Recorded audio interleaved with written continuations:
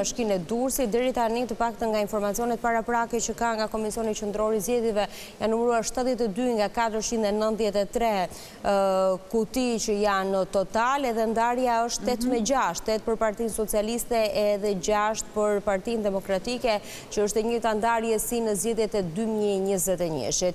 Por thash, duke qenë se e njeh më mirë zonën, cilat janë kutitë që janë numëruar për të kuptuar nëse do të shkojmë sërish në të njëjtin trend, nëse pritet që të thellohet diferenca për Partinë Socialiste, të shkojmë në ato pritshmëri që zonja Spahiu na tha mesnatën e djeshme, apo të shkojmë drejt një shifre tjetër siç pretendojnë demokratët edhe koalicioni për Shqipërinë Madhështore në një ndarje mandatesh 7-7. Si e shikon?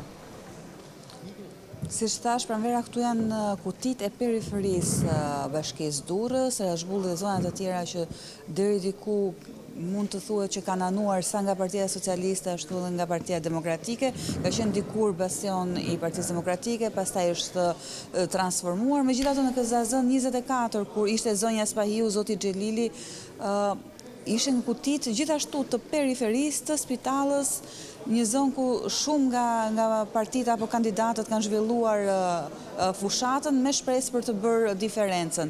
Nuk dihet nëse do të arrihet kjo diferencë, pasi kujtojmë që socialistët kërkojnë mandatin e 9 në Durrës nga 8 që është aktualisht, ndërsa demokratët synojnë që ta kthejnë të paktën në barazim 7-7, por mbetet për t'u parë nga rezultatet e tanishme, diçka e tillë nuk duket, por gjithmonë trendi ndryshon me kalimin e orëve.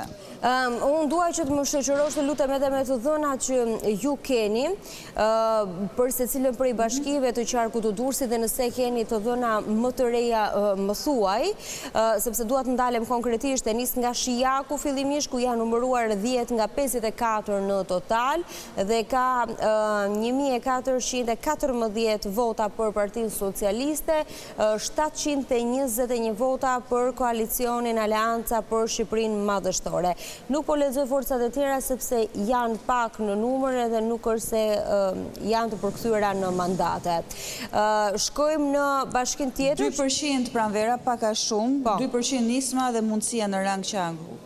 Në rang qarku, në Durrës, por që nuk përkthehet në mandat, apo jo? Të paktën deri tani. Jo, nuk përkthehet, është shumë pak. Kujtojmë që në zgjedhjet e kaluara, në zgjedhjet e 2021-shit, ishte 9.000 e diçka numri i votave të nevojshme minimale për të marrë një mandat. Kaq vota do t'i duhen edhe Partisë Socialiste për të siguruar mandatin e 9? Afërsisht?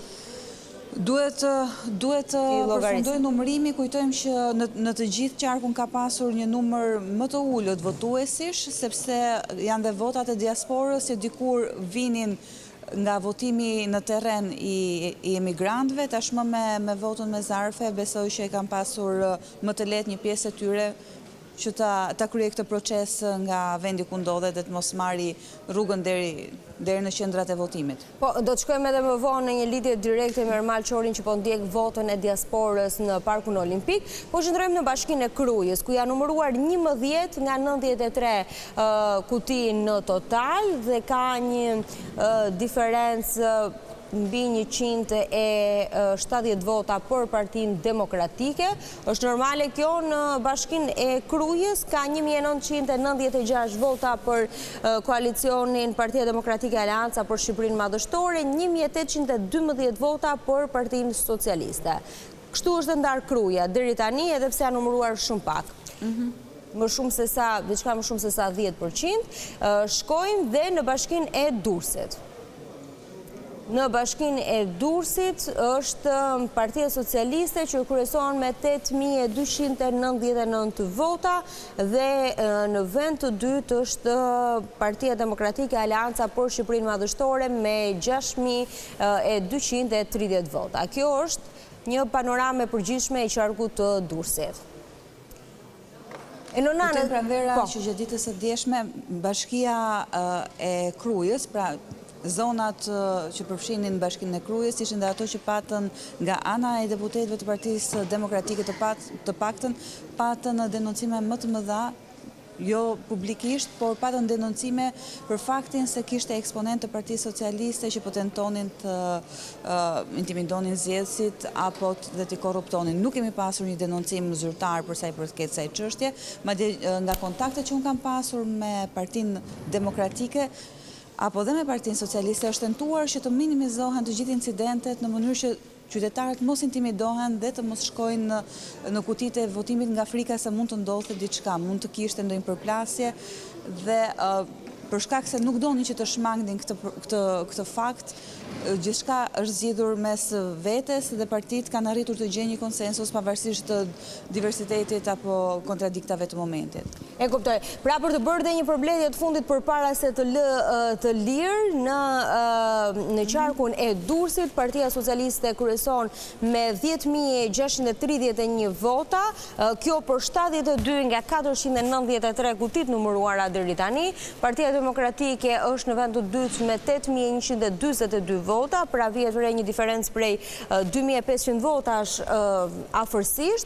Partia Mundësia ka 475 vota, por nuk ka prodhuar mandat. Partia Shqipëria Bëhet ka 451 vota, gati njësoj me Partinë Mundësia, por nuk ka prodhuar mandat. Lëvizja Bashke Arlind Qori 226 vota, nuk prodhon mandat. Dhe deri tani, nëse qëndrojmë në të njëjtat shifra, kemi po i lexoj thjesht për informacion, është Koalicioni Euroatlantik 150 vota, Djathtas për zhvillim 96 vota, Partia Social-Demokrate të ndoshit 47 vota dhe AKSH 38 vota. 8-6 deri në këto momente. Elona, të falenderoj shumë. Deri në këto momente, siç e them, mbetet për tu parë si do të jetë trendi në kutitë e radhës. Patjetër.